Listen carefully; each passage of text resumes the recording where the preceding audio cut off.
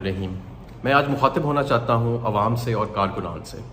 आपके मैंडेट को पहले भी चुराया गया, पैसे का इस्तेमाल किया गया और अब एक मरतबा फिर जो आपने पाकिस्तान तहरीक इंसाफ को मैंडेट दिया है, ज़मीरों के सौदागर उसको चुराने के लिए लाहौर पहुँच चुके हैं।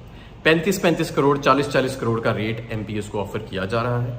अल्हम्दुलिल्लाह अभी तक किसी का ज़मीर नहीं खरीद सके और ना ही खरीद सकेंगे।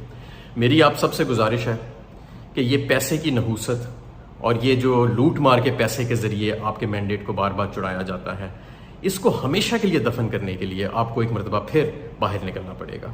और इस सिलसिले में आज शाम चेयरमैन इमरान खान साहब के हुक्म के मुताबिक 8 बजे लिबर्टी चौक पर हम सब इकट्ठे हो रहे हैं। इन सारे ज़मीरों के सौदागरों को बेनकाब करेंगे और इंशाअल्लाह ताला इस नहूसत को, इस बीमारी को जिसके ज़रिए हमेशा मैंडेट खरीदे जाते हैं, बेचे जाते हैं, लोटे पैदा किए जाते हैं, इसको पाकिस्तान की सियासत में हमने हमेशा के लिए दफन करना है। तो आपसे गुजारिश है आज